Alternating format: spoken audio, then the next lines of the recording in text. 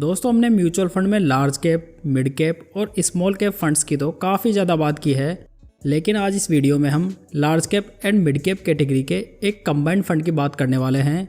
तो आज इस वीडियो में हम mirror asset emerging blue chip fund का डिटेल रिव्यू करेंगे, जिसमें कि हम इस फंड को रिटर्न्स, पोर्टफोलियो और रिस्क रेशोज़ के आधार पर वैल्यू करेंगे।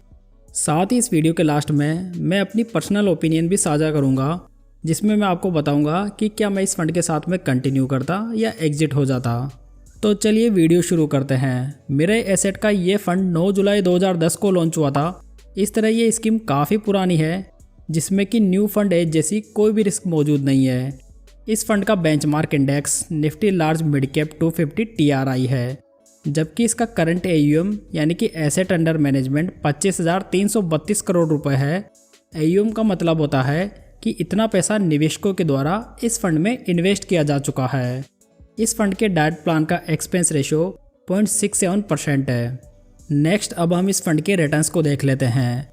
यदि इस फंड में आपने 10 साल पहले 5,000 की मंथली SIP स्टार्ट की होती, तो आज की डेट में आपका टोटल इन्वेस्टमेंट 6 लाख रुपए का होता, जबकि इसकी मैच्योरिटी वैल्यू लगभग 17,12,648 रुपये होती, जिसमें कि आपकी 19.92% के एनुअलाइज रिटर्न्स निकल कर आते हैं। इस तरह 10 वर्षों के लंबे समय में ये रिटर्न्स बहुत ही अच्छे माने जा सकते हैं। यदि बेंचमार्क इंडेक्स और फंड के रिटर्न्स को आपस में कंपेयर करें तो लास्ट 10 ईयर्स में बेंचमार्क ने 14.43% के रिटर्न्स बनाए हैं, जबकि इस फंड ने 24.09% के आउटस्टैंडिंग रिटर्न्स बनाकर दिए हैं। तो इस फंड ने लास्ट 10 ईयर्स में अपने बेंचमार्क से लगभग 10% के अधिक रिटर्न्स बनाकर दिए हैं, जो कि काफ़ी बढ़िया माने जा सकते हैं। लास्ट 5 ईयर्स में बेंचमार्क ने 12.73% के, जबकि इस फंड ने 16.69% के रिटर्न्स बनाए हैं। लास्ट 3 ईयर्स में बेंचमार्क ने 26.19% के, जबकि इस फंड ने 28.91% के रिटर्न्स डिलीवर किए हैं। वहीं लास्ट 1 ईयर में बेंचमार्क ने 20.54% के रिटर्न्स बनाए हैं, जबकि इस फंड ने 18.87% के रिटर्न्स बनाकर दिए हैं। तो इस फंड के लास्ट 1 ईयर के रिटर्न बेंचमार्क की तुलना में थोड़े कम रहे हैं, लेकिन ओवरऑल लॉन्ग टर्म में ये फंड अपने बेंचमार्क की तुलना में काफ़ी अच्छे रिटर्न्स बना रहा है। Mirror asset emerging blue chip fund last 10 years में इस कैटेगरी का नंबर 1 फंड रहा है। यदि इस फंड के पीयर्स को देखें तो कोई भी फंड रिटर्न्स के मामले में इस फंड को बीट नहीं कर पाया है। दोस्तों यदि आप स्टॉक मार्केट, म्यूचुअल फंड या IPO में इन्वेस्ट करने के लिए इंडिया के बेस्ट ब्रोकर्स के साथ में अपना डीमैट अकाउंट खुलवाना चाहते हैं, तो आप डिस्क्रिप्शन में दिए गए लिंक पर जाकर फ्री में अपना डीमैट अकाउंट खुलवा सकते हैं। नेक्स्ट अब हम इस म्यूचुअल फंड का पोर्टफोलियो देख लेते हैं, जिसमें कि large cap and mid cap में ही मोस्ट ऑफ पैसा इन्वेस्टेड है, जबकि 4.22% स्मॉल कैप कंपनीज में भी लगा हुआ है। इस म्यूचुअल फंड के पोर्टफोलियो में 16 सेक्टर्स के 79 स्टॉक्स मौजूद हैं। अगर इस फंड का सेक्टर वाइज एलोकेशन देखा जाए तो इसमें फाइनेंशियल, एनर्जी, ऑटोमोबाइल और टेक्नोलॉजी में हाईएस्ट एलोकेशन लिया हुआ है। फाइनेंशियल सेक्टर में इस फंड ने 28.03% इन्वेस्टमेंट किया हुआ है, जो कि थोड़ा ज़्यादा माना जा सकता है।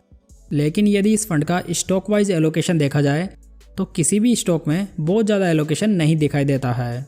कुल मिलाकर फंड का पोर्टफोलियो काफ़ी वेल डाइवर्सिफाइड है, जिसे मिस्टर अंकित जैन और मिस्टर नीलेश सुराना काफ़ी लंबे समय से मैनेज कर रहे हैं।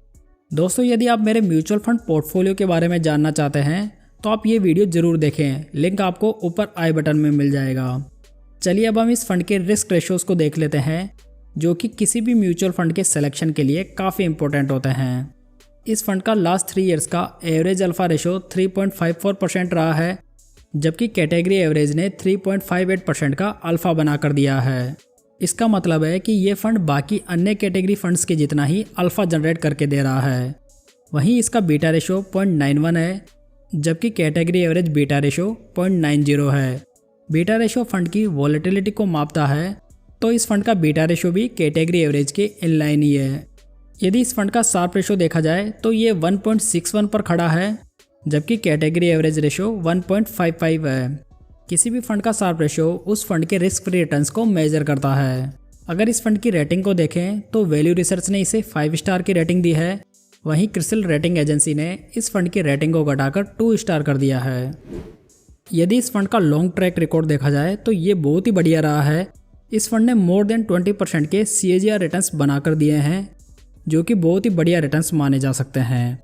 हालांकि लास्ट 2 ईयर्स में ये फंड उतना अच्छा परफॉर्म नहीं कर पा रहा है, लेकिन ऐसी सिचुएशन हर प्रकार के फंड के साथ में बनती है। एक्टिव म्यूचुअल फंड्स में कोई भी फंड आपको साल दर साल कंसिस्टेंट रूप में रिटर्न्स नहीं बनाकर दे सकता, इसलिए किसी भी म्यूचुअल फंड को परफॉर्मेंस दिखाने के लिए थोड़ा समय देना जरूरी है। यदि कोई इन्वेस्टर ऑलरेडी इस फंड में SIP कर रहा है तो वो कंटिन्यू कर सकता है। हाल फिलहाल में ऐसी कोई समस्या इस फंड में नहीं दिखाई दे रही है।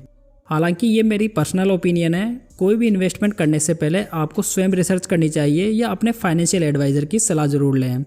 तो दोस्तों उम्मीद करता हूँ कि ये वीडियो आपको अच्छा लगा होगा। इस वीडियो को लाइक, कमेंट और शेयर ज़रूर करें, साथ ही इस चैनल को सब्सक्राइब ज़रूर कर लें। तो चलिए दोस्तों, फिर मिलते हैं एक नई जानकारी के साथ। तब तक जय हिंद, जय भारत।